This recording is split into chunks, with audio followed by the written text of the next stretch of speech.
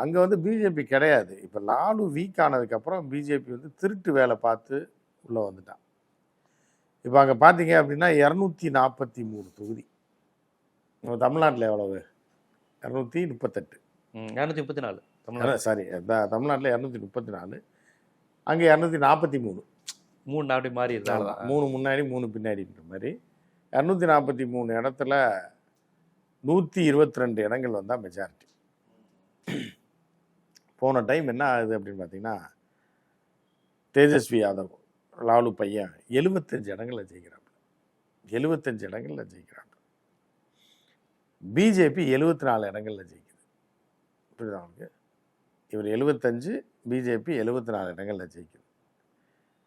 இந்த சோமாரி இருக்குல்ல, அது இப்போ முதலமைச்சராக இருக்கக்கூடிய இவர் நம்ம நிதிஷ்குமார், வெறும் எவ்வளோ ஜெயிக்கிறாருன்னா 43 இடம் தான் ஜெயிக்கிறார்.